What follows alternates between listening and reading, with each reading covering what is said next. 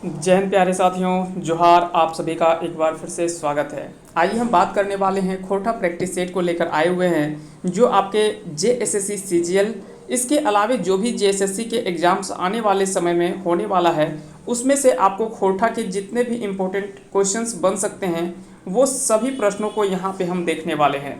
एक एक करके ये 100 प्रश्नों का फुल लेंथ टेस्ट आपका होने वाला है, और फुल लेंथ टेस्ट के साथ साथ हम शॉर्ट लेंथ टेस्ट भी कह सकते हैं कि डेली अपलोड करने का प्रयास करेंगे, और वहाँ से भी और जल्द ही हम इसमें लाइव सेशन लेकर आने वाले हैं।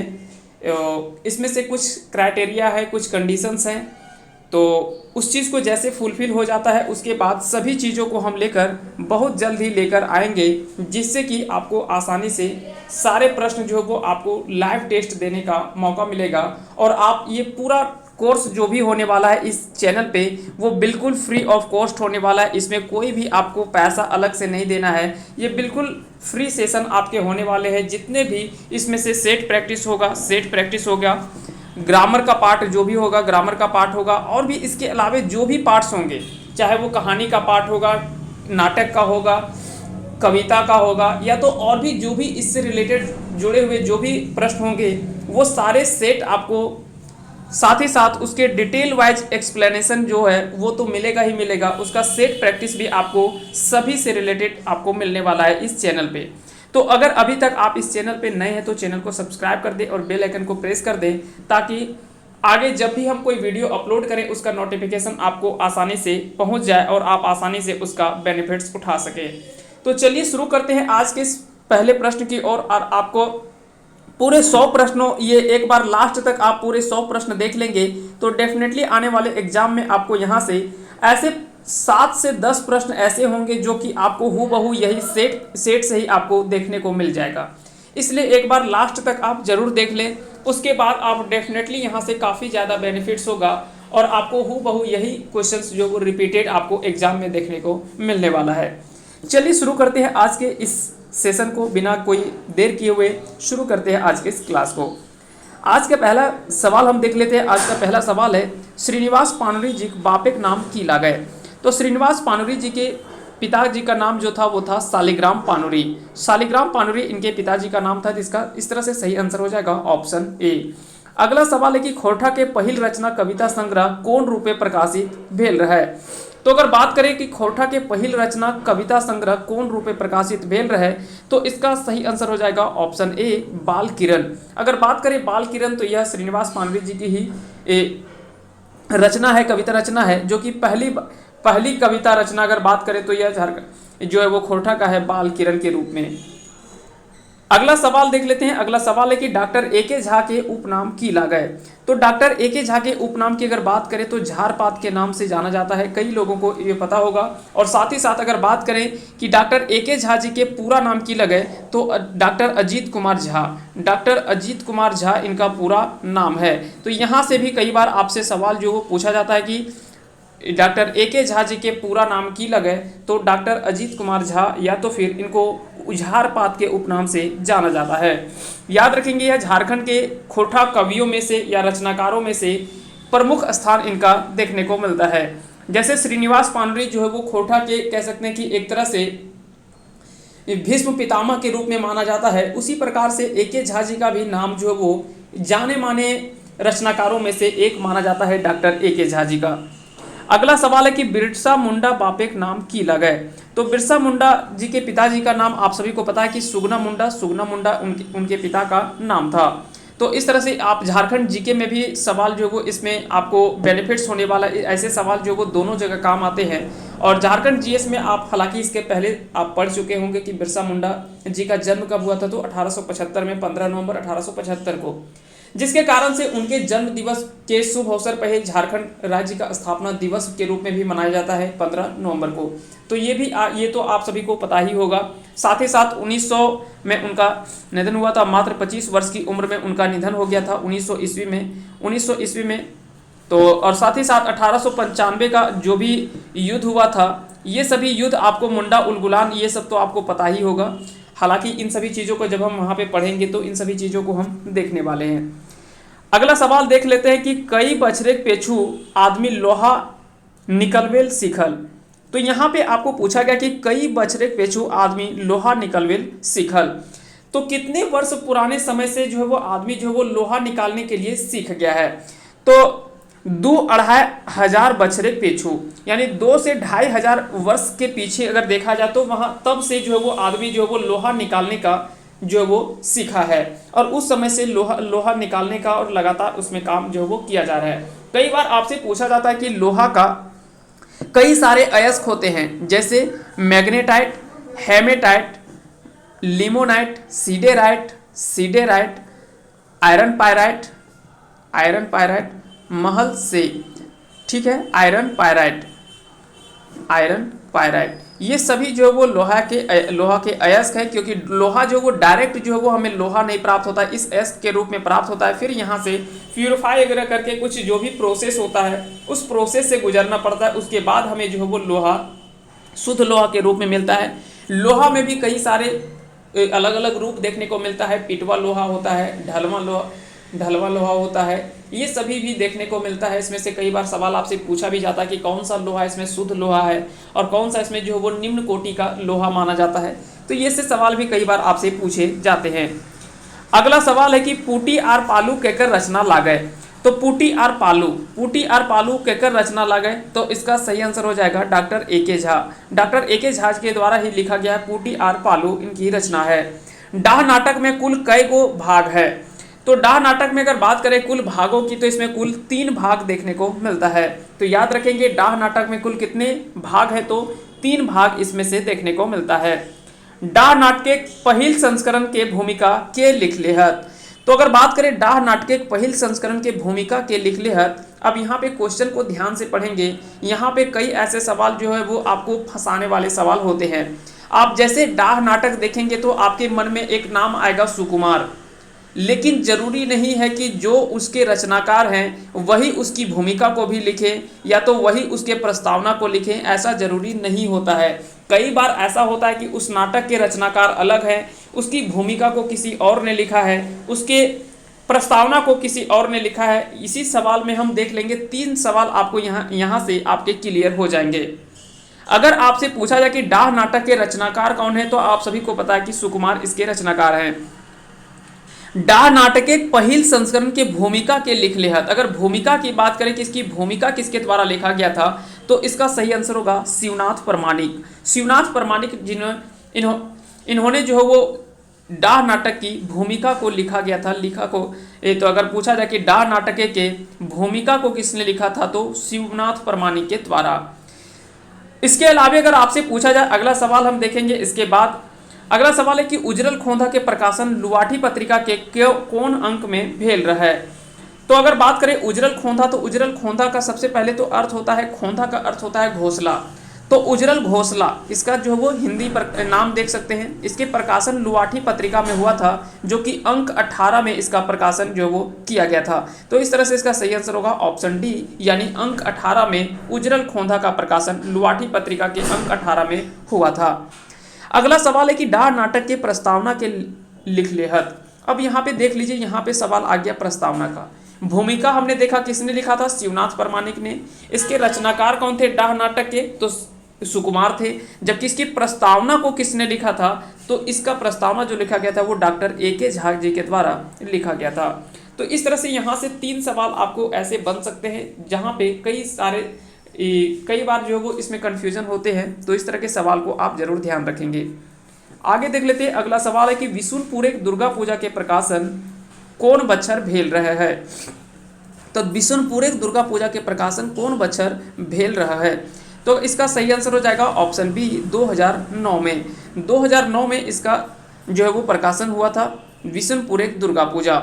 कम्युनिस्ट विचारधारा लोक पानुरी जी कौन पत्रिका छपल है? तो अगर बात करें कम्युनिस्ट विचारधारा लोक पानुरी जी के कम्युनिस्ट विचारधारा लोक पानुरी जी कौन पत्रिका छपल है? तो इस तरह से इसका सही आंसर जो हो जाएगा वो हो जाएगा लुवाठी में इसके कम्युनिस्ट विचारधारा के बारे में लोक पानुरी जी का जो वो लुवाठी पत्रिका में देखने को मिलता है। तो इस तरह से इसका सही आंसर हो जाएगा ऑप्शन ए। अगला सवाल है क्वेश्चन नंबर 13। संतोष कुमार महतो खोरठा के एक मौनी फूल किताबें कई गो कविता है? तो सबसे पहले तो आपको एक चीज़ याद रखना कि एक मौनी फूल जो है इसके रचनाकार कौन है, तो इसके जो कविता लिखा गया है वो लिखा गया है, इसके कवि जो है वो है संतोष कुमार महतो। तो ये एक तो सवाल यहाँ से आपका तैयार हो गया। अगर आपसे पूछा जाए इसमें कुल कितने कविता है, तो इसका सही आंसर होगा ऑप्शन डी, यानी कुल इसमें 31 कविता शामिल किया गया है। अगला सवाल है कि उजरल खोंधा शीर्षक के सही माने की है। तो उजरल खोंधा का पहले हमने बता दिया कि खोंधा का अर्थ होता है घोंसला, इसके सही आंसर होगा उजरल घोंसला। उजरल मतलब उजड़ा हुआ और खोंधा मतलब होता है घोंसला, तो इस तरह से इसका सही आंसर होगा ऑप्शन ए। अगला सवाल हो जाएगा कि खोटा साहित्यिक पुरोधा किनखा कहल गेल है। तो खोटा साहित्यिक पुरोधा किनखा कहल गेल है। तो खोटा साहित्य के पुरोधा अगर बात करें, या तो कह सकते हैं कि खोटा साहित्य के जाने माने जो रचनाकार हैं, जो सबसे प्रसिद्ध रचनाकार हैं, जिनको भीष्म पितामह के नाम से जाना जाता है, खोटा के भीष्म पितामह के नाम से जाना जाता है, वो है श्रीनिवास पानुरी। तो आपको कमेंट करके बताना है कि श्रीनिवास पानुरी जी का जन्म कब हुआ था। देखते हैं हम कितने लोगों ने इससे पहले इसके बारे में पढ़ रखा है। आपको कमेंट करके जरूर बताना है कि श्रीनिवास पानुरी जी का जन्म जो है वो कब हुआ था। इसका कमेंट करके आप जरूर बताएंगे, और उनका जन्म जो है वो झारखंड के किस जिले में हुआ था, ये आप जरूर कमेंट करके बताएंगे श्रीनिवास पानुरी जी का जन्म कब हुआ था और कहाँ हुआ था। अगला सवाल है खोरठा काठे पैदे खंडी के अंतिम कविता कौन लगाए। तो खोरठा काठे पैदे खैडी, तो इसमें जो है वो कई सारे कविता को शामिल किया गया है। आपको डायरेक्ट यहाँ पे सिलेबस में ये दे रखा है कि खोरठा काठे पैदे खंडी आपको पढ़ना है, लेकिन आपको ये नहीं बोला गया उसमें कुल कितने कविता हर कौन कौन से कविता को आपको पढ़ना है। तो वहाँ पे उसमें जो सबसे अंतिम कविता जो है वो इसका सही आंसर हो जाएगा ऑप्शन ए, यानी डीडी नुनू पापा खऊ। डीडी नुनू पापा खऊ इसके जो वो अंतिम कविता है खोरठा काठे पैदे खंडी के। नेतरहाट कौन जिलाए पड़ो है। तो ये भी कई सवाल आपके कई बार इंपॉर्टेंट सवाल है, और ये कई बार आपके झारखंड जीके में प्रश्न में भी आपसे पूछा जाता है। तो अगर बात करें कि छोटा नागपुर की रानी, या तो फिर कह सकते हैं कि झारखंड का शिमला के नाम से प्रसिद्ध, झारखंड का जो वो कह सकते हैं कि एक तरह से एक सबसे खूबसूरत जगहों में से एक माना जाता है, वो है नेतरहाट, जो कि झारखंड के लातेहार डिस्ट्रिक्ट में देखने को मिलता है। इस तरह से आपको याद रखना है, इसका सही आंसर हो जाएगा ऑप्शन ए, लातेहार जिला में। लातेहार जिला में ही है नेतरहाट। आगे अगर बात करें कि गाधा के बाप बाप कहे हतो कविताएं सच सुन के की बंद करे कहल गेल है। तो ये सवाल आपसे क्या है कि किसी भी रचना है, कोई भी कविता है, इसमें से बोला गया कि गाधा यानी गधा के बाप बाप कहे हतो कविताएं सच सुन के, यानी सच सुन करके क्या बंद करे कहल गेल है। अब ऐसे सवाल में आपको हो सकता है कि किसी चीज़ को सुन करके हम क्या बंद करते हैं, कान बंद करते हैं, लेकिन ये गलत आंसर हो जाएगा। इसमें जो इस कविता में जो लेखक के द्वारा यानी कवि के द्वारा जो बोला गया है, उसमें से बोला गया कि सच के सुन के बंद करे कहल गेल है, तो वो कौन सी मुंह बंद करल कहल गेल है। तो इस तरह से इसका सही आंसर होगा ऑप्शन सी, यानी मुंह बंद करल कहल गेल है। अगला सवाल है कि हामे तोहर से नाय किछु मांगबो कविताएं लड़का के बाप कोन ठामे घर बनल के बजकले हत। तो यहाँ पे क्या है कि हामे तोहर से नाय किछु मांगबो कविताएं लड़का के बाप कोन ठामे घर बनायल के बात बजकले हत। तो इसका सही आंसर आपको बताना है, इसका सही आंसर क्या हो जाएगा ऑप्शन ए, यानी बोकारो। बोकारो इसका सही आंसर हो जाएगा। ये सारे कविता का पाठ है, और कविता के पाठ से कई तरह के सवाल जो वो आपसे पूछे जाते हैं, ये हूबहू उठा करके कविता से आपसे पूछ लिया जाता है। धधायल मूसा कविता लिखवैया केहत। तो धधायल मूसा इसके रचनाकार कौन है, तो इसका सही आंसर होगा ऑप्शन डी, यानी संतोष कुमार। संतोष कुमार के द्वारा ही लिखा गया है धधायल मूसा। मूसा यानी चूहा, आप सभी को पता है कि मूसा का अर्थ होता है चूहा, चूहा को ही मूसा कहा जाता है। तो याद रखेंगे धधायल मूसा के कविता जो है उसके लिखवैया कौन है, तो संतोष कुमार इसका सही आंसर हो जाएगा। खोरठक वाल्मीकि ककरा कहल जा है। तो खोरठा के वाल्मीकि के नाम से प्रसिद्ध जो है वो कौन है, तो इसका सही आंसर होगा श्रीनिवास पानुरी, जिनको खोरठा के जो है वो आपके वाल्मीकि कहा जाता है, वाल्मीकि के नाम से जाना जाता है।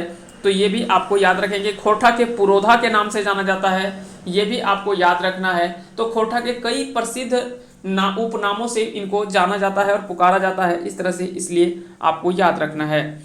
अगला सवाल देख लेते हैं। अगला सवाल है कि लेखक कौन तारीख के अंडमान खातिर हवाई जहाज चढ़ला। तो लेखक यहाँ पे पूछा जा रहा है कि अंडमान निकोबार खातिर हवाई जहाज जो वो कब चढ़ा था जाने के लिए। तो इसमें सही आंसर जो हो जाएगा वो हो जाएगा ऑप्शन बी, यानी 30 जनवरी 2007 को। 30 जनवरी 2007 को लेखक जो वो अंडमान यात्रा के खातिर हवाई जहाज चढ़ल हथी। जोदी खोजा मान करे हतो नीच के दान, ई केकर कविता लागे। तो यहाँ पे देख सकते हैं कि सीधा कविता का आपको जो भी सारांश है वही कट पेस्ट करके आपको सीधा पूछ लिया जा रहा है। तो इसलिए आपको ऐसा नहीं कि सिर्फ कविता पढ़ लिए और समझ लिए वहाँ से मेरा कंप्लीट हो गया, ऐसा नहीं है। वहाँ के कई ऐसे आपको सारांश भी आपसे पूछ लिया जाएगा, वहाँ से हूबहू उठा करके कट पेस्ट करके डाल देगा और आपसे पूछा जाएगा कि यह किस कविता से लिया गया है। ऐसे सवाल भी आपसे कई बार पूछे जाते हैं। तो इसका सही आंसर जो हो जाएगा वो होगा ऑप्शन ए, यानी श्रीनिवास पानुरी। श्रीनिवास पानुरी जी के द्वारा यह कविता जो वो लिखा गया है, ज्योति खोजा मान करे हतो नीच के दान। तो इसका सही आंसर होगा ऑप्शन ए, श्रीनिवास पानुरी। माडरा माने की हवो है। तो माडरा मतलब होता है घास। माडरा मतलब क्या होता है? तो माडरा मतलब होता है घास। इसका सही आंसर होगा ऑप्शन बी। हर के कई गो बेटा हत। हर के कई गो बेटा हत। तो इस तरह से इसका सही आंसर हो जाएगा ऑप्शन ए, यानी दूगो। हर के कई गो बेटा हत, तो इसका सही आंसर होगा दूगो, यानी ऑप्शन ए। की करते जिलेबी आर पेड़ा। तो यहाँ पे क्या है कि आधा तो लिखा हुआ है, आधा आपको लिखना है कि इसको पूरा करना है। तो यहाँ पे पूरा की जगह पे यहाँ पे और क्या मिलेगा, लिखना होगा की करते जिलेबी आर पेड़ा, जदी मिलते खजारी और बैंगन पोड़ा। ये आपको जब आप पढ़ेंगे इन सभी चीज़ों को तो आपको ये आसानी से याद रहेगा, तभी आप इस चीज़ को आप पूरा कर पाएंगे, और नहीं तो थोड़ा सा कन्फ्यूजन वहाँ पे देखने को मिलेगा। तो इस तरह से इसका सही आंसर होगा ऑप्शन सी, यानी की करते जिलेबी आर पेड़ा, जदी मिलते खजारी आर बैंगन पोड़ा। तो इस तरह से इसका सही आंसर होगा ऑप्शन सी। अगला सवाल आप देख लेते हैं। यहाँ पे अगला सवाल है कि आपन भाषा सहज सुंदर, बुझे गीदर मुझे बांदर, ई केकर कविता लागे। तो कोई भी रचनाकार कोई भी कवि है जिन्होंने इस कविता को लिखा है कि आपन भाषा सहज सुंदर, बुझे गीदर बुझे बांदर। यानी कहा यहाँ पे मुख्य रूप से जो बोला गया है वो आपन भाषा सहज सुंदर। अपनी भाषा जो होता है वो सबसे सहज होता है और सबसे सुंदर होता है। जिसको बुझे गीदर, जिसको एक बच्चा भी समझ सकता है, वहाँ के बंदर भी, यानी कोई भी जो नासमझ है वो भी समझ सकता है। यहाँ पे बांदर का अर्थ है कि जो नासमझ भी है वो भी इस चीज़ को समझ सकता है, एक बच्चा भी समझ सकता है। इसलिए अपना भाषा जो है वो सर्वोपरि माना गया है। और इस कविता को जो है वो किसके द्वारा लिखा गया है? तो इसका सही आंसर होगा श्रीनिवास पानुरी। तो श्रीनिवास पानुरी इसका सही आंसर हो जाएगा। अगला सवाल है कि संतोष कुमार महतो कधिया सेवानिवृत्त भेला। तो संतोष कुमार महतो यहाँ से आपसे पूछा जा रहा है कि किस वर्ष सेवानिवृत्त हुए थे? तो इसका सही आंसर होगा 2 सितंबर 1990 को। 2 सितंबर 1990 को संतोष कुमार महतो सेवानिवृत्त हुए थे।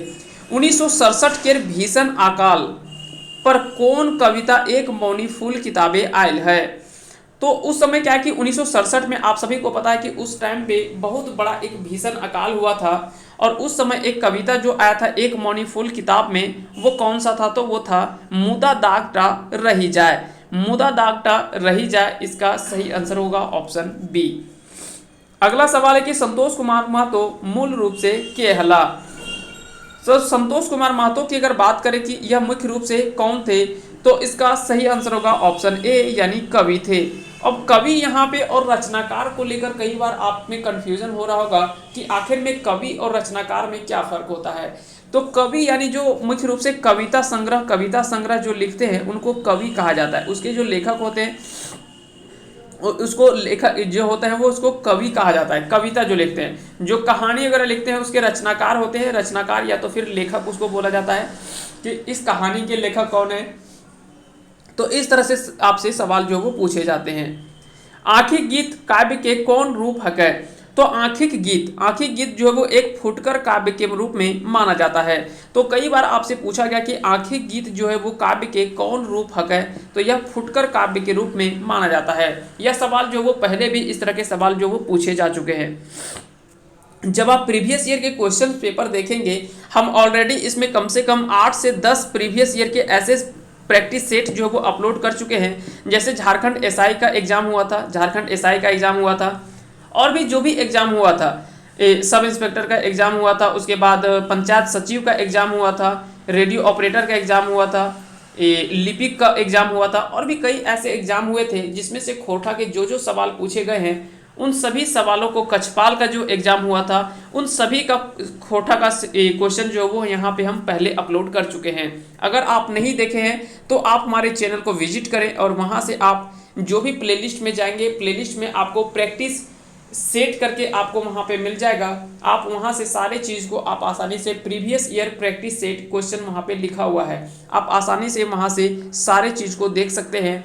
वहाँ से आपको एक आइडिया लग जाएगा कि प्रीवियस ईयर में एग्जाम में हूबहू सवाल जो वो किस रूप में पूछा गया है, तो वहाँ से कई चीज़ आपको समझ में आ जाएगा। अगला सवाल है कि मीरा चाही गोला नाही, मीरा चाही गोला नाही कविताएं कौन ग्रंथ में नारी जात के चित्र पुरुष के गुलाम के रूपे करल गेल है। तो यहाँ पे क्या है कि मीरा चाही गोला नहीं, ऐसा क्या है कि मुख्य रूप से हम ऐसे भी देखते हैं कि कई ऐसे मुख्य ग्रंथ हैं जिनमें नारी का जो स्थान माना गया वो एक पुरुष के गुलाम के रूप में, या तो कह सकते हैं कि पुरुष के नीचे माना गया है, यानी नारी की स्थान उतनी अच्छी जो है वो नहीं दर्शाई गई। हालांकि ऐसा नहीं कि जरूरी नहीं कि सिर्फ मनुस्मृति, ऐसा नहीं है, मनुस्मृति के अलावे भी कुछ कुछ ऐसे ग्रंथ हैं जहाँ पे जो वो महिलाओं को या नारियों को जो है वो नीचा दिखाया गया है थोड़ा सा पुरुषों की तुलना में। तो ये आपको याद रखना, लेकिन यहाँ ऑप्शन के अकॉर्डिंग जो इसका सही आंसर होगा वो है मनुस्मृति। मनुस्मृति में जो है वो नारी जात के चित्र का पुरुष के गुलाम के रूप में करल गेल है। तो इस तरह से इसका सही आंसर होगा ऑप्शन सी। अगला सवाल देख लेते हैं। अगला सवाल है कि संझुवैया के माने की हवा है, संझुवैया के माने की हवा है। इस तरह के सवाल भी आपसे पूछे जाते हैं, तो इसका सही आंसर होगा ऑप्शन सी यानी संपादक। संझुवैया का अर्थ होता है संपादक। स्वागत कविताएं कवि एके झा ककरा स्वागत करल हत। तो यहाँ पे क्या है कि स्वागत जो लिखा गया है कविता, स्वागत यानी स्वागत, जिसको हम स्वागत पढ़ते हैं, है ना, इसको खोरठा में अनुवाद होता है स्वागत। कविता जो इसके लेखक है डॉक्टर एके झा, एके झा। इसमें जो वो स्वागत आखिर में किसका स्वागत किया गया है, तो इसमें नावा ज्ञान और विज्ञान, नया नावा ज्ञान और विज्ञान का स्वागत जो वो किया गया है। अगला सवाल है कि चनफन मानुस कविता केकर लिखल लागय, चनफन मानुस कविता केकर लिखल लागय। तो चनफन मानुस, इसका सही आंसर क्या हो जाएगा, इसका सही आंसर होगा डॉक्टर एके झा, एके झा के द्वारा लिखा गया है चनफन मानुस। यह कविता किसके द्वारा लिखा गया, तो एके झा के द्वारा। मिलेट्स मसी कविता कौन संदर्भ लिखल गेल है। तो मिलेट्स मसी यह कविता जो वो किस रूप में या किस संदर्भ में लिखा गया है, तो इसका सही आंसर होगा 1967 में भारत एक भीषण अकाल एक लेता रहे। 1967 में जब भीषण अकाल हुआ था उसी समय यह जो वो मिलेट्स मसी कविता जो वो इसी संदर्भ में लिखा गया था। तो अगर आपसे इस तरह के सवाल पूछे जाए तो आसानी से आप टिक कर लेंगे। अगला सवाल है कि बोनेक्लोर कहानी कौन किताबें शामिल है।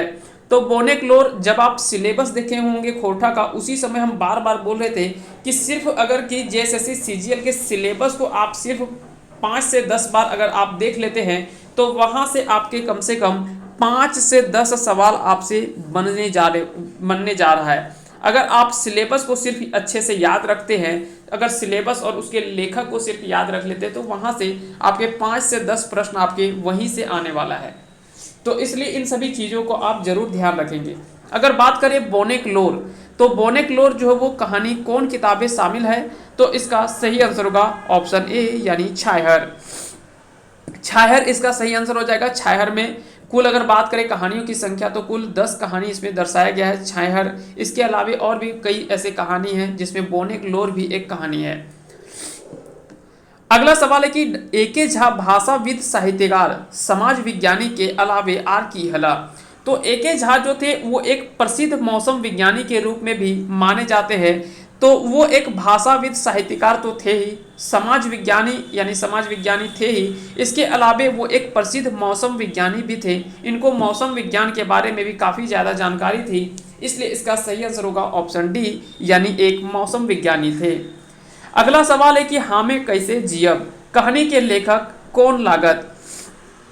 तो अगर आपसे पूछा जाए कि इस कहानी के लेखक कौन है, तो हम कैसे जियब, इसका सही आंसर हो जाएगा चितरंजन महतो। चित्रा इसका सही आंसर हो जाएगा। चित्रा यहाँ पे क्या है कि इनका उपनाम है, तो कई बार उपनाम आपसे पूछा जाता है कि चित्रा के उपनाम से कौन जाने जाते हैं, तो इसका सही आंसर होगा चितरंजन महतो। अगला सवाल है कि छाहर कहानी गोछेक कहानी गुलाक मुख्य विशेषता की हक है। तो यहाँ पे क्या है कि अनुभव का बखान कम किया गया। आगे देख लेते हैं अगला सवाल। यहाँ पे इसका सही आंसर क्या हो जाएगा, ऑप्शन डी, यानी अनुभव के बखान बेसी किया गया है और कल्पना यहाँ पे कम की गई है। तो यहाँ पे छाहर कहानी जो गोछे कहानी गुलक मुख्य विशेषता जो कहा गया है वो है अनुभव का बखान ज्यादा किया गया है और कल्पना इसमें से जो वो काफी कम किया गया है। इस तरह से इसका सही आंसर होगा ऑप्शन डी। अगला सवाल है कि गोविंद महतो जंगली छाहर कहानी गोछे की लिखल हत। तो गोविंद महतो जंगली छाहर कहानी गोछे की लिखल हत, तो इसमें सही आंसर होगा ऑप्शन ए, यानी एक बात इसका सही आंसर होगा। जगह के रहे, तो यह एक कहानी का पाठ है। जब आप कहानी को पूरा पढ़ेंगे तो वहां से ऐसे सवाल जो वो आपके सारे सवाल जो वो अच्छे से सॉल्व होंगे। तो इसका सही आंसर हो जाएगा ऑप्शन सी, यानी यह विराट का साथी था जग्गा। तो इस तरह से इसका सही आंसर होगा ऑप्शन सी। छाहर कहानी संग्रह मंतव्य के लिख लेहत। तो छाहर कहानी संग्रह मंतव्य के लिख लेहत, तो मंतव्य क्यों लिखा गया था जिसके द्वारा, वो सही आंसर होगा गिरधारी गोस्वामी। तो इस तरह से इसका राइट आंसर क्या हो जाएगा, गिरधारी गोस्वामी इसका जो वो सही आंसर हो जाएगा। अगला सवाल है कि डा नाटक के आयल फैक्ट्री के नाम की लागय। तो डा नाटक में आया हुआ फैक्ट्री, एक फैक्ट्री का चर्चा किया गया है, उस फैक्ट्री का नाम उसमें क्या दर्शाया गया है। तो उस समय जो है वो रेवती इंजीनियरिंग वर्क्स का नाम से फैक्ट्री का नाम दर्शाया गया है, रेवती इंजीनियरिंग वर्क्स। अगला सवाल है कि छाहर कहानी गोछ के लेखक ककरा समर्पित करल हत। तो छाहर कहानी गोछ के लेखक ककरा समर्पित करल हत, तो इसमें से आपको बताना है इसका सही आंसर क्या हो जाएगा। तो इसका राइट आंसर होगा आपन माय बाप के छाहर कहानी गोछ के लेखक जो है वो ककरा समर्पित करल हत, तो इसमें सही आंसर होगा आपन माय बाप के। अगला सवाल देख लेते हैं। दादा बरत तो हामिन हीरा मोती नियर पायल ही, इखिन के आगू ट्रैक्टर फेल ईटा केकर कथन लागय। तो यहाँ पे क्या है कि कहानी में यहाँ पे चर्चा किया गया है, उसमें से एक व्यक्ति बोलता है कि दादा बरत तो हामिन हीरा मोती नियर पायल ही, एखिन के आगू तो ट्रैक्टर फेल ईटा केकर कथन लागय। तो वहाँ पे ऐसा जो सवाल जो बोलता है वो किसके द्वारा बोला गया, तो वो यह बोला गया है शेखर के द्वारा यह बात जो वो किया गया है। तो इस तरह से इसका सही आंसर होगा ऑप्शन ए। डा के पर्यायवाची शब्द हकै। तो डा का अर्थ होता है ईर्ष्या, जलन, या तो कह सकते हैं कि खोटा में इसे परपरी भी कहते हैं। तो इस तरह से इसका सही आंसर होगा ई सभे, इसका सही आंसर हो जाएगा। तो डा का पर्यायवाची शब्द कौन कौन सा है, जलन, ईर्ष्या, परपरी, ये सभी जो वो इसका सही आंसर हो जाएगा। श्रीनिवास पानुरी जी पहिल खोरठा कविता किताब लागय। तो इसके बारे में पहले हम चर्चा कर चुके हैं, बाल किरण इसका सही आंसर हो जाएगा, बाल किरण इसका सही आंसर हो जाएगा। अगला सवाल है उद्वासल कर्ण के पहिल बार कहाँ मंचन करल गेल हल। तो उद्वासल कर्ण का पहली बार जो मंचन किया गया था, यानी किस मंच पर दिखाया गया था, कहाँ के मंच पर, तो बरवा अड्डा धनबाद में इसका जो वो पहली बार मंचन किया गया था, यानी मंच में उद्वासल कर्ण जो नाटक है उसको दर्शाया गया था बरवा अड्डा धनबाद में।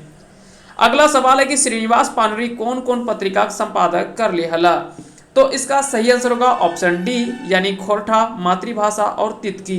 इन तीनों का रचना जो है वो श्रीनिवास पानुरी जी के द्वारा, इन तीनों के पत्रिका के संपादक जो वो इनके द्वारा किया गया था। इस तरह से इसका सही आंसर होगा ऑप्शन डी। उद्वासल कर्ण में कौन कौन नामा पात्र के कल्पना करल गेल है। ये सवाल आपको डेफिनेटली यहाँ पे देखने को मिलेगा आने वाले एग्जाम में। ये ऐसे सवाल जो वो काफ़ी ज़्यादा इंपॉर्टेंट है, ऐसे सवाल आप जरूर याद रखेंगे। इसका सही आंसर होगा सोनी आर मीरा। सोनी और मीरा यहाँ पे ऐसे दो ऐसे नए पात्र की कल्पना की गई है। हालांकि यहाँ पे उद्वासल कर्ण मुख्य रूप से कर्ण के ऊपर आधारित है, लेकिन यहाँ पे कुछ कुछ ऐसे पात्र हैं जिनकी कह सकते हैं कि जिनको कल्पना करके एक नया पात्र जोड़ा गया है, जिसमें से दो पात्र मिलता है सोनी और मीरा का। अगला सवाल है क्वेश्चन नंबर 52। बेटा बेटा तोरा झूठे एते पढ़ेली रे, बेटा तोरा झूठे एते पढ़ेली रे, ईटा कौन आर केकर लेल कहल है। तो यहाँ पे क्या है कि ऐसा में इस तरह का वाक्य जो है वो किस कहानी में या कहाँ से लिया गया है और किसके द्वारा इसमें से बोला गया है, इसके बारे में आपसे पूछा जा रहा है। तो सुहागी को ईटा कौन आर केकर लेल कहल गेल है। तो सुहागी के द्वारा शंभू लेल बोलल गेल है। तो सुहागी के द्वारा बोला गया है शंभू को कि बेटा तोरा झूठे एते पढ़ेली रे। जब आप पूरा इस चीज़ को पढ़ेंगे, इसको पूरे डिटेल से, तो आपको आसानी से वहाँ से याद हो जाएगा और आप उसे लंबे समय तक नहीं भूलेंगे। तो इसीलिए आप कोशिश करें कि कम से कम जितनी भी कहानी है उसको कम से कम एक बार हाईलाइट जरूर कर लें, और एक बार सिर्फ चलते फिरते कभी भी जब भी आपको टाइम मिले, आधा घंटा 20 मिनट, तो आप उस कहानी को एक बार जरूर पढ़ लें। ऐसे में क्या होगा, एक बार आपके कहानी जब आपके माइंड में घूम रहा होगा तो आप कई सारे ऐसे नाम होंगे, पात्र होंगे, या कहानी का जो भी होगा पात्र होगा और जो जो कहानी में घटना होगा, उन घटनाओं को आप आसानी से मेमोराइज कर पाएंगे और आसानी से उन सभी चीज़ों को सीख पाएंगे। ये चीज़ आपको ध्यान रखना है। चाबी काठी नाटक के लेखक परिचय के लिखलहत। तो चाबी काठी नाटक के परिचय जो वो लिखा गया है वो किसके द्वारा लिखा गया है, ये आपको बताना है। तो इसका सही आंसर होगा ऑप्शन डी, यानी विनोद रवानी। विनोद रवानी के द्वारा चाबी काठी नाटक का जो परिचय लिखा गया है वो विनोद रवानी के द्वारा लिखा गया है। तो इस तरह से इसका सही आंसर होगा ऑप्शन डी। पहरी बाबा भगत कैसन पात्र लागे। पहरी बाबा भगत कैसन पात्र लागे। तो इसका सही आंसर होगा ऑप्शन ए, यानी शोषक, अत्याचारी और ठग। जब एक कहानी आप पढ़ेंगे तो वहाँ पे एक पहरी बाबा भगत जो है वो उसके बारे में एक पात्र है जिसके बारे में माना जाता है कि यह एक शोषक था, अत्याचारी और ठग था, जो एक दूसरे को ठगी करता था। तो इस तरह से इसका सही आंसर होगा ऑप्शन ए, यानी शोषक, अत्याचारी और ठग के रूप में। नाटक अजगर में कई गो गीत आयल है। तो नाटक अजगर में कई गो गीत आयल है, इसका सही आंसर आपको बताना है। इसका राइट आंसर होगा ऑप्शन बी, यानी एगो। नाटक अजगर में कई गो गीत आयल है, तो एगो गीत आयल है। चाबी काठी नाटक नायक के चरित्र कौन झारखंड नेता से मेल खा है।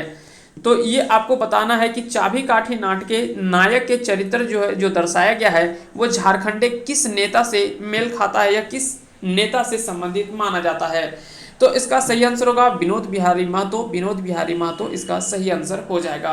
ऐसे सवाल भी आपसे कई बार पूछे जाते हैं, ये भी सवाल आपसे वेरी वेरी इंपॉर्टेंट सवाल है, ऐसे सवाल आपसे जरूर पूछा जाएगा। अगला सवाल है कि गांव में अकाल के कारण भगत बाबा की बतवो है। तो गांव में अकाल के कारण भगत बाबा जो है ये की बताता है, यानी क्या बोलता है जब गांव में अकाल पड़ता है। तो इसका सही आंसर होगा पहरी बाबा के नाराज हवे।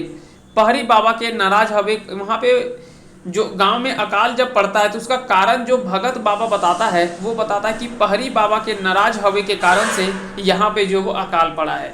यानी जब गांव में अकाल पड़ जाता है तो उस समय बोला जाता है कि पहरी बाबा नाराज हो गए, जिसके कारण से इस गाँव में जो वो अकाल की समस्या देखने को मिल रहा है।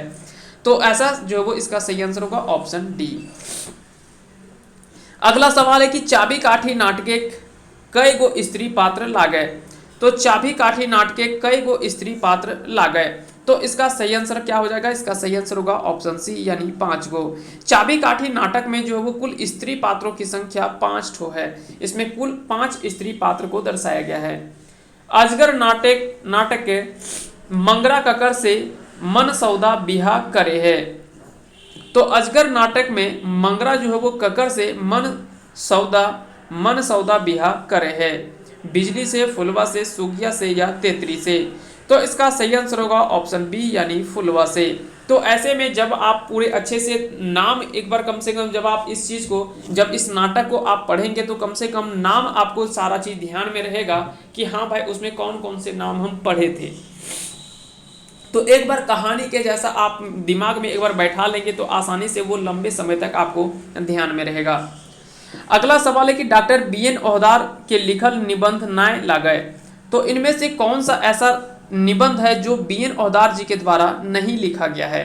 आपको यहाँ पे ध्यान रखना है, यहाँ पे पूछा गया कौन सा नाय लिखल है, क्योंकि कई बार हम सवाल अच्छे से पढ़ते नहीं कि इनमें से डॉक्टर BN ओहदार के लिखल निबंध लागय, तो नाय हमको ध्यान में नहीं रहता है और एक कोई ऑप्शन पहला पढ़े एगो कुकरे का आत्मकथा कि हाँ ये तो लिखा है, तो हम पहले को ही टिक करके आगे बढ़ गए, लेकिन ऐसा आपका आंसर जो वो गलत हो जाएगा और क्वेश्चन कह सकते हैं कि नेगेटिव मार्किंग भी है। ऐसे में आप जो वो जब आपका एक सवाल भी गलत होता है तो पहला तो आपका एक सही सवाल 3 नंबर का कटा, और जब आपका एक गलत होता है तो गलत का नेगेटिव मार्किंग में 1 नंबर अलग कटता है। यानी आपको हर क्वेश्चन अगर आप जाना हुआ क्वेश्चन अगर आप गलत करते हैं तो आपको 4 नंबर का लॉस होता है, और जैसे आप 4 नंबर का लॉस आपको होता है तो समझ लीजिए कि कम से कम आप हजारों से पीछे हो जाते हैं। 4 नंबर अगर आपका 4 नंबर कम हो रहा है तो समझ लीजिए कि आप कंपटीशन में हजारों छात्र से पीछे हट जाएंगे। तो इसलिए वहाँ पे एक एक नंबर का कंपटीशन और एक एक नंबर का फाइट होने वाला है। इस तरह से इस चीज़ को आप जरूर ध्यान रखेंगे। तो यहाँ पे अगर आपसे पूछा जाए कि कौन सा इनमें से BN ओहदार की निबंध जो वो नहीं लिखा गया है, तो एगो कुकरे का आत्मकथा लिखा हुआ है, हमें खड़ा हो ये भी है, सॉफ्ट टाई चल है ये भी है, खोटा साहित्यिक धरती यह जो वो नहीं लिखा गया इनके द्वारा, यह जो वो इनके द्वारा नहीं लिखा गया, तो ये आपका आंसर जो है वो सही हो जाएगा, क्योंकि यह आत्मकथा इसके द्वारा निबंध नहीं लिखा गया। जबकि एगो कुकरे का आत्मकथा, हम खड़ा हो और सॉफ्ट टाई चल है, खोरठा निबंध इनका एक पुस्तक है, खोरठा निबंध जो आपको पढ़ना भी है। इसमें कुल 12 निबंध आपको पढ़ना है, 12 निबंध इसमें से कुल पढ़ना है, जिनमें से इन सारे निबंधों को इसमें शामिल किया गया है। तो याद रखेंगे खोरठा निबंध, इसमें कुल 12 आपको निबंध पढ़ना है। अगला सवाल देख लेते हैं, एकर में फिंगाठी निबंध नाय लागय, तो फिंगाठी निबंध के बारे में आपसे पूछा जा रहा है इनमें से कौन सा ऐसा निबंध है जो फिंगाठी निबंध के अंतर्गत नहीं आता है। तो इसका सही आंसर होगा ऑप्शन डी, भाई बहन के शुभ प्यार के प्रति करम। भाई बहन के शुभ प्यार के प्रति करम पर्व इसमें दर्शाया गया है। बाकी इसमें से जो भी है, हम खड़ा हों, बखेड़ा में बखेड़ा, लिंग बखेड़ा और सॉफ्ट टाई चल है, ये तीनों जो दर्शाया गया है, ये तीनों कहीं ना कहीं जो वो एक फिंगाठी निबंध के रूप में माना जाता है। जबकि भाई बहन के शुभ प्यार का प्रतीक करम पर्व के रूप में इसमें दर्शाया गया है, और करम पर्व का जो भी इसमें आधारित निबंध दर्शाया गया है। याद रखेंगे इसका सही आंसर होगा ऑप्शन डी। लेखक BN ओहदार ककर संग नेतरहाटे यात्रा करल हला, तो यहाँ पे आपसे पूछा जा रहा है कि जब BN ओहदार नेतरहाटे यात्रा कर रहे थे तो वह अपने साथ किसके साथ वो यात्रा कर रहे थे। तो इसका सही आंसर होगा ऑप्शन डी, यानी अपन गुरुजी आर पढ़वैया संगी संगे। अपन गुरुजी आर पढ़वैया संगे संगी जो वो वह अपनी नेतरहाट यात्रा जो वो कर रहे थे। नेतरहाटे यात्रा यह रचना जो है वो इन्हीं के द्वारा लिखा गया है। तो ये भी आपको याद रखना है कि नेतरहाटे की यात्रा यह किसके द्वारा लिखा गया, तो BN ओहदार के द्वारा लिखा गया है। अगला सवाल है कि खोरठा निबंध किताब कई बेर प्रकाशित भेल है। तो खोरठा निबंध की अगर बात करें, खोरठा निबंध अगर पूछा जाए कि कुल कितने बार प्रकाशित हुआ है, तो 2 बार प्रकाशित हुआ है। किसकी रचना है, तो यह डॉक्टर BN ओहदार की रचना है, डॉक्टर BN ओहदार की रचना है। ये भी आपको ध्यान में रखना है। सोंध माटी के कहनी और पात्र के सही मेल कोनटा हकै, तो ये आपको यहाँ पे मेल करना है, ये आपको मेल करके बताना है कि इसका सही आंसर क्या होगा। तो आप मेल कर लेंगे, इसका जो सही मेल होगा ये आपको बता देना है। इसका सही आंसर होगा जैसे मलकी बहू, इसका ये जो है वो बिशुन इससे संबंधित है। उसके बाद है भीतर बाहर, ये सिराज से संबंधित है। उबार जो है यह बिहारी से संबंधित है। खूब जो है यह दामोदर से संबंधित है। और जिमकी डोमानी यह जो वो जंगली से संबंधित है। तो इसमें से ये सारा पात्र है और इसमें सही आंसर हो जाएगा ऑप्शन बी, इसका राइट आंसर हो जाएगा। इस तरह से इसका सही आंसर होगा ऑप्शन बी। इस तरह से आप मिला लेंगे। डॉक्टर BN ओहदार कौन कौन विधाक रचनाकार है, तो डॉक्टर BN ओहदार जो वो कौन कौन विधाक रचनाकार है, कहानी, निबंध और कविता। तो इसमें सही आंसर आपको बताना है, इसका सही आंसर होगा ई सभे। क्योंकि आप सभी को पता है कि डॉक्टर बी.एन. औदार जी ने कहानी भी लिखा है, निबंध भी लिखा है, कविता के भी लिखा गया है इनके द्वारा। तो इसलिए ये तीनों टाइप के निबंध के रचनाकार या तीनों विधा के रचनाकार है। तो इस तरह से इसका सही आंसर होगा ऑप्शन डी। सिराजू या तो फिर सिराजुद्दीन कौन कहानी पात्र ला गए? सिराज या सिराजुद्दीन कौन कहानी पात्र ला गए? सांस्कृतिक झगड़ा, चटिया, भीतर बाहर या धुआं धंधा? तो इसका सही आंसर होगा ऑप्शन सी यानी भीतर बाहर। भीतर बाहर कहानी के पात्र जो लागे वो है सिराज या सिराजुद्दीन। हिरियक बनवासी के सुख दुख के साथी केकरा बतवल गेल है? हिरियक बनवासी के सुख दुख के साथी केकरा बतवल गेल है? तो इसका सही आंसर हो जाएगा ऑप्शन बी यानी दामोदर नदी। दामोदर नदी को हिरियक बनवासी के हियक बनवासी के सुख दुख के साथी ककरा बतवल गेल है? तो सुख दुख के साथी बतवल गेल है दामोदर नदी के। इस तरह से इसका सही आंसर होगा ऑप्शन बी।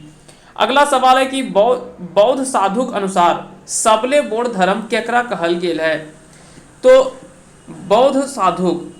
बौद्ध यानी बौद्ध, यहाँ पे बौद्ध धर्म के बारे में यहाँ पे बताया गया है कि बौद्ध साधुक अनुसार सबले बोड़ धर्म केकरा कहल गेल है? बुद्ध के पूजा के, सिंगबोंगा के पूजा के, मानुषिक पूजा के या शिव जी के पूजा के? तो इस तरह से इसका सही आंसर होगा ऑप्शन सी यानी मानुषिक पूजा के। मानुषिक यानी व्यक्ति की पूजा के बारे में इसमें जो सबसे बड़ा धर्म माना गया है। Doctor BN. औदार कहाँ का रहवैया लागत? चेटर रामगढ़, शंकुल पतरातू, चौफान बोकारो या बालीडी बोकारो? तो आपको बताना है कि इनका जो जन्म हुआ था वो कहाँ पे हुआ था? तो चेटर रामगढ़ में इनका जन्म हुआ है। चेटर रामगढ़ जिला में इनका जन्म हुआ है। तो इस तरह से इसका सही आंसर होगा ऑप्शन ए। अगला सवाल है कि अंकसैर राज्य के स्थापना के करो है? अंकसैर राज्य के स्थापना के करो है? कमल सेतु, उमादित्य, काल केतु या सरंची? तो इसमें सरंची कमल जब आप पढ़ेंगे तो वहां पे इस चीज का आपके बारे में आपको जानकारी मिल जाएगा। इसका सही आंसर होगा ऑप्शन बी यानी उमादित्य इसका सही आंसर हो जाएगा। उमादित्य इसका सही आंसर हो जाएगा। उमादित्य इसका सही आंसर हो जाएगा। मोरल बाघ के का करल जा है? मोरल बाघ के का करल जा है इसमें पूछा गया है। तो इसका सही आंसर हो जाएगा घोड़ा पर चढ़ा के राजमहल पहुंचावल जा है। घोड़ा पर चढ़ाकर राजमहल पहुंचावल जा है। तो अगर मोरल बाघ के की करल जा है तो मोरल बाघ के घोड़ा पर चढ़ा करके राजमहल पहुंचावल जा है। इसका सही आंसर हो जाएगा। Doctor BN. औदार के कौन उपाधि से सम्मानित करल गेल है? तो डॉक्टर बी.एन. औदार को कौन से उपाधि से सम्मानित किया गया है ये आपसे पूछा गया है। इसका राइट आंसर होगा ऑप्शन ए यानी खोरठा रत्न से। आपको साथ ही साथ ये आपको खोरठा रत्न तो आपको याद रखना है, साथ ही साथ किस वर्ष दिया गया है ये भी आपको वर्ष भी आपको ध्यान में रखना है। साथ ही साथ इनका उपनाम जो है वो उपनाम से भी याद रखना है। इनका उपनाम क्या था ये उपनाम से भी याद रखना है। किसी भी कहानी हो या तो रचनाकार हो उनके बारे में मुख्य चीज़ें क्या क्या आपको ध्यान में रखना है। जैसे कोई कहानी है तो कहानी के सबसे पहले तो आपसे पूछा जाता है कि इसको किसके द्वारा लिखा गया या इसके रचनाकार कौन है या इसके लेखक कौन है या इसके कवि कौन है या इसकी रचना जो है वो किस वर्ष की गई थी। सबसे पहले उसकी रचना जो है वो किस वर्ष किया गया था। इसकी रचना जो है वो कहाँ के प्रकाशक मंडल से किया गया था। यहाँ आपको आपसे पूछा जाता है कि यहाँ इसके प्रकाशक कहाँ था यानी कहाँ से इसका प्रकाशन हुआ था। और प्रकाशन वर्ष पूछा जाता है कि इसका प्रकाशन जो है वो किस वर्ष हुआ था। जो लेखक है उनका जन्म तिथि और कम से कम किस जिले में, झारखंड के किस जिले में उनका जन्म हुआ था। इतना चीज आप याद रख लेते हैं तो आपका सवाल जो वो कम से कम छूटने का चांस होता है और आप सारे सवाल को एक जगह समेटने का प्रयास कर लेते हैं। अगला सवाल देख लेते हैं कि लेखक कौन महीने में उज्जैनी कर यात्रा के लिए निकलो है। तो लेखक कौन महीने में उज्जैनी यात्रा के लिए निकलो है। तो इसका सही आंसर आपको बताना है। इसका राइट आंसर होगा फागुन में। फागुन में जो है वो लेखक जो है वो उज्जैनी की यात्रा फागुन के निकलते हैं। भूये भूर करल मूसा सोना हीरा जेठिन ढेर हिया मूसा केकरा बतवल गेल है। तो यहाँ पे बोला गया कि भूये भूर करल मूसा सोना हीरा जेठिन ढेर हिया मूसा केकरा बतवल गेल है। बनवासी के, दीकू के, राजवैद के या कमल के। तो इसका सही आंसर होगा ऑप्शन बी यानी दिकू। और आप सभी को पता है कि दिकू किसको बोला गया, तो बाहरी आदमी या तो कह सकते हैं कि गैर जनजातीय लोगों को दिकू कहा गया है। और दिकू का अर्थ होता है दिक यानी परेशान करने वाले। जो प्राचीन काल में क्या था कि आदिवासी और जनजातियों को जो परेशान करते थे यानी दिक्कत करते थे, उनको दिक्कत करने के कारण से उसका नाम ही जो है वो दिक रखा गया। और दिक से ही वहां पे शब्द जो वो चेंज होकर के दिकू बना, तो इसीलिए उनका नाम जो वो रखा गया था दिकू, जो कि उनको मुख्य रूप से परेशान करने का काम करते थे। और ये परेशान करते थे बार बार आदिवासियों को, यहाँ वहाँ के जनजातियों को या तो वहाँ के स्थानीय लोगों को। हमर हाथेक माला कविताएं, हाथेक शब्द में कौन कारक बहराइल है। तो यहाँ पे क्या कि हमर हाथेक माला कविताएं, हाथेक शब्द में कौन कारक बहराइल है।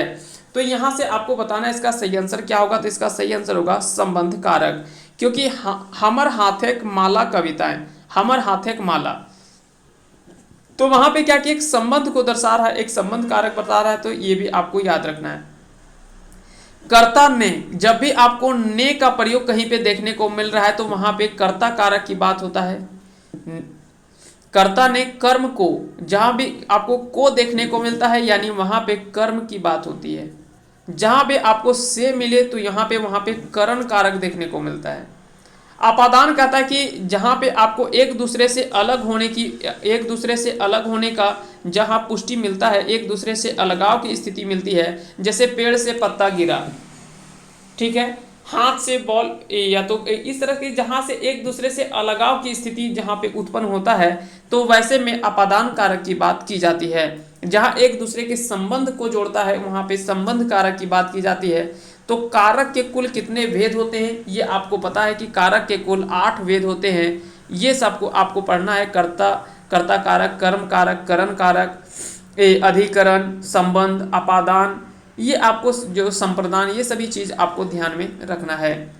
अगला सवाल देख लेते हैं। अगला सवाल है कि सूरज तोहर पिता, कुंती तोहर माता और पांडव सब तोहर भाई, ये सब कर्ण के बतावला। तो यहाँ पे इन सभी चीज को कर्ण को किसके द्वारा बताया जा रहा है कि सूरज तोहर पिता थी, कुंती तोहर माता और पांडव सब तोहर भाई, ये सब कर्ण के बतावा थी। तो इसका सही आंसर आपको बताना है। इसका सही आंसर होगा ऑप्शन सी यानी कृष्ण। कृष्ण जी ही थे जो कि इन सभी चीजों को बता रहे थे। कौन दिरिस पांडव वनवास घुर आवहत, तो कौन दिरिस पांडव वनवास घुर आवहत, 5वां दिरिस, 6ठा दिरिस, 7वां दिरिस या 8वां दिरिस। तो इसका सही आंसर होगा ऑप्शन सी यानी 7वां दिरिस। 7वां दिरिस में जो है वो पांडव जो है वो वनवास से घुर आवहत। तो ये आपको याद रखना है, जो कि आपको नाटक जब पढ़ेंगे आप वहाँ पे अच्छे से, तो उन सभी उद्भासल कर्ण जब आप नाटक पढ़ेंगे तो वहाँ पे सारा चीज़ अच्छा से आपका क्लियर हो जाएगा। अगला सवाल है कि हवा के पर्यायवाची कौन है। हवा के पर्यायवाची समीर, पवन, मरुत या ई सब है। तो आप सभी को पता है कि ये सभी जो है वो हवा का ही पर्यायवाची है। समीर का मतलब भी पवन हवा होता है, पवन का मतलब हवा होता है, मरुत का मतलब भी हवा ही होता है। तो इस तरह से इसका सही आंसर होगा ऑप्शन डी यानी ई सब है। दांत, पेट, पैर, हाथ, ई सब के लिंग का बतवेल गेल है। पुल्लिंग, स्त्रीलिंग, नपुंसक लिंग या ए और बी दुइयो। तो दांत, पेट, पैर, हाथ, ये सभी जो वो क्या है, स्त्रीलिंग है, पुल्लिंग है या क्या है। तो ये सभी जो वो पुल्लिंग है। याद रखेंगे ये सभी जो वो पुल्लिंग के अंतर्गत आता है। दांत टूट गया, ऐसा नहीं कि दांत टूट गई, ऐसा नहीं बोला जाता है। पैर टूट गया, हाथ टूट गया, ऐसा नहीं कि पैर जो वो टूट गई, ऐसा नहीं होता है। तो ये याद रखेंगे, पैर, हाथ, पेट दर्द हो रहा है, पेट दर्द नहीं हो रही है, ऐसा नहीं बोला जाता है। तो याद रखेंगे यह जो वो पुल्लिंग के अंतर्गत आता है। ये सभी शब्द जो वो कौन से हैं, ये सब जो वो लिंग का बतवल गेल है। तो ये सभी जो पुल्लिंग बताया गया है। सोंध माटी किताबें कहानी नाय लगे, सोंध माटी किताबें कहानी नाय लगे। इनमें से बताना है कि आपको सोंध माटी में कुल 10 कहानी पढ़ना है। इनमें से कौन सा ऐसा कहानी है जो कि इसका पाठ नहीं है या सोंध माटी किताब में नहीं है।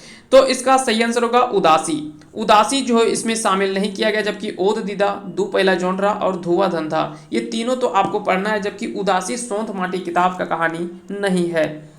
अगला सवाल है कि चानोवली कौन कहानी के मुख्य पात्र हक है।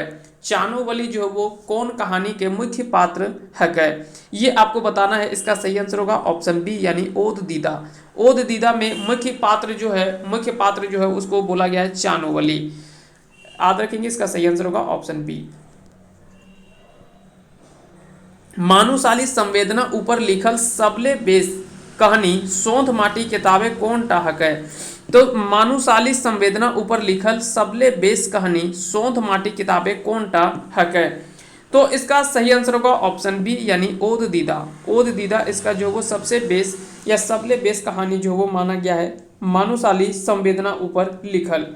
तो इसका सही आंसर होगा ऑप्शन सी यानी ओद दीदा।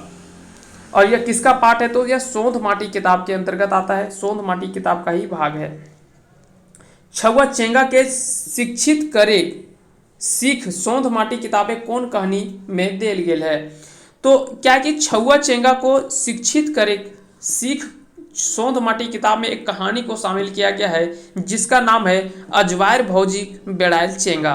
अजवायर भौजी बेड़ायल चेंगा यह जो वो कहीं ना कहीं उसमें एक रूप में कह सकते हैं कि प्रहार किया गया है। जो कई ऐसे घर में महिलाएं होती है, औरतें होती है जो अपने बच्चे को, वो तो अपने खुद कह सकते हैं कि खाली बैठे होते हैं, तो ऐसे में अपने बच्चों को भी वो शिक्षित नहीं कर पाते हैं। उस पर जो कह सकते हैं कि एक रूप से जो भी रचनाकार है या लेखक है वो काफ़ी ज़्यादा प्रहार करते हैं उन पर, ताकि जो है वो इनसे वो सीख मिले और अपने बच्चे को अच्छे से शिक्षा दे सके और अच्छे से पढ़ा सकें। तो याद रखेंगे, इसका सही आंसर होगा ऑप्शन सी यानी अजवायर भौजिक बेड़ायल चेंगा। अगला सवाल है सूप दौरा बोने के पेशा कौन करो है।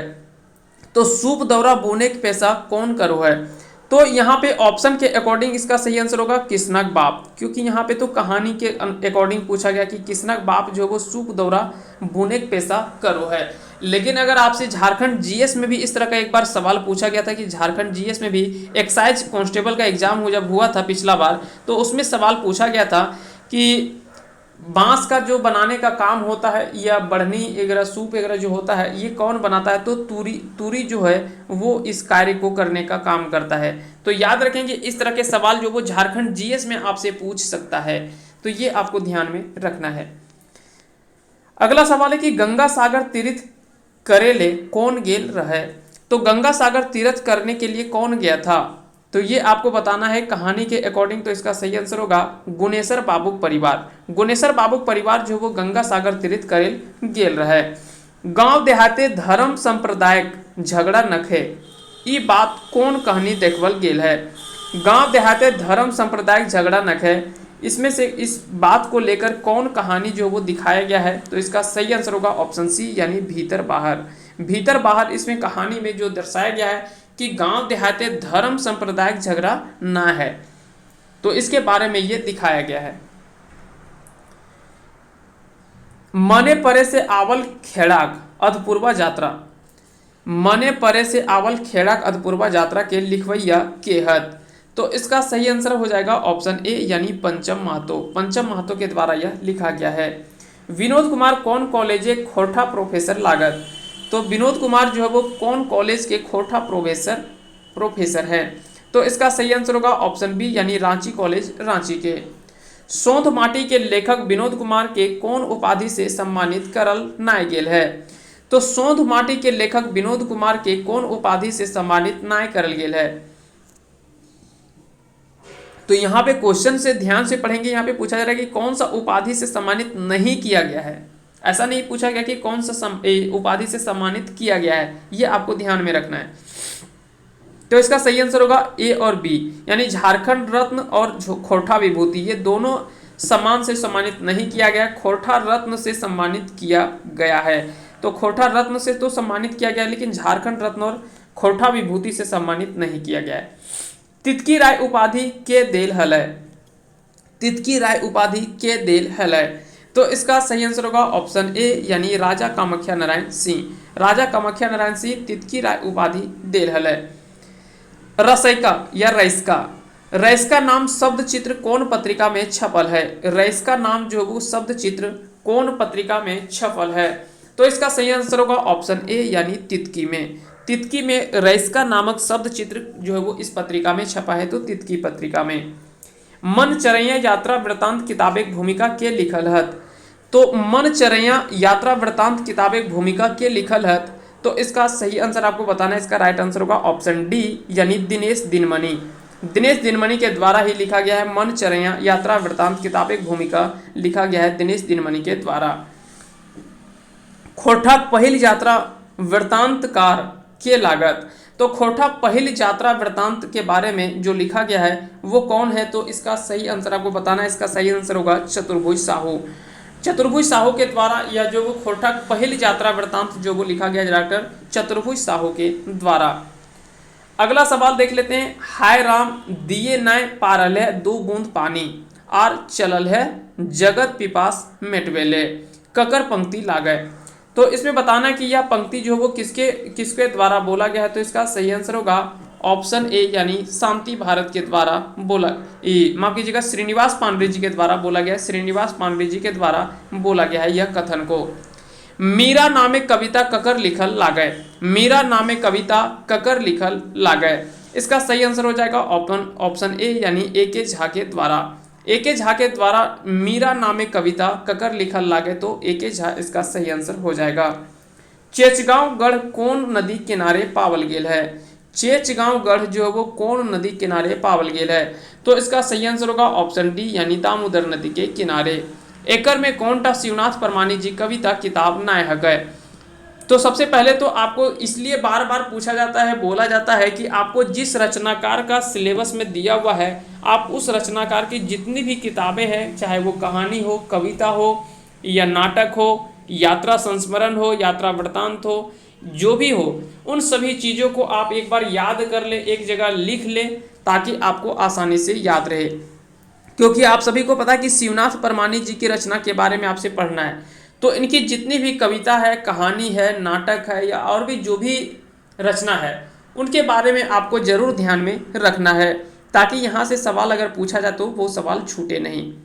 तो खोरठा लोक साहित्य जो है यह शिवनाथ परमानी जी कविता जो है वो नहीं है, जबकि दामोदर कोराय, मत्स्यगंधा और तातल और हेमाल ये सभी जो वो शिवनाथ परमानी के द्वारा लिखा गया, जबकि खोरठा लोक साहित्य नहीं लिखा गया है। अगला सवाल है कि डॉक्टर ए के झा मिलेट्स मर्सी कविता पहले कौन भाषाएं लिखल हला। तो मिलेट्स मर्सी जो 1967 का जो भयानक अकाल देखने को मिला था, उसी के आधार पर या उसी बेस पर लिखा गया था यह कविता। तो यह पहला बार जो लिखा गया था वो लिखा गया था किस भाषा में, तो यह लिखा गया था अंग्रेजी भाषा में। ये भी सवाल आपसे पूछा जा सकता है, ये भी काफ़ी इंपॉर्टेंट सवाल है, ये भी आपको ध्यान में रखना है। तिरुपति बालाजी कौन देवता का नाम है। तिरुपति बालाजी, तो तिरुपति बालाजी आप सभी को पता है कि इसमें विष्णु देवता की पूजा की जाती है तिरुपति बालाजी में, तो याद रखेंगे इसका सही आंसर क्या हो जाएगा विष्णु। अगला सवाल है और आज का आखिरी सवाल है कि कोणार्क मंदिर के कौन राजा बनवले है। तो कोणार्क मंदिर आपको कमेंट करके बताना है कि कोणार्क मंदिर का निर्माण किस राजा के द्वारा किया गया था, किस राजा के द्वारा किया गया था। आप इस क्वेश्चन का आंसर आप कमेंट करके बताएंगे कि इसका सही आंसर क्या होगा। देखते हैं कितने लोगों को पता है, और साथ ही साथ आपको बताना है कि कोणार्क मंदिर जो है वो भारत के किस स्टेट में यानी किस राज्य में जो है वो स्थित है। कोणार्क मंदिर जो वो किस राज्य में स्थित है और इसका निर्माण जो है वो किस राजा के द्वारा करवाया गया था। ये दोनों कमेंट आप करके जरूर इसका सही आंसर आप बताएंगे। उम्मीद करते हैं कि आज का ये वीडियो सेशन और ये प्रैक्टिस सेट आप सभी को पसंद आया होगा। अगर पसंद आया होगा तो इस वीडियो को लाइक करें, साथ ही साथ चैनल पे नए हैं तो चैनल को सब्सक्राइब कर दें और बेल आइकन को प्रेस करें, ताकि आगे भी इस तरह का वीडियो हम लेकर आते रहें और आपको इससे बेनिफिट्स होता रहे। आप सभी को बहुत बहुत धन्यवाद एक बार फिर से अंत तक बने रहने के लिए। जय हिंद, जय भारत, जय झारखंड।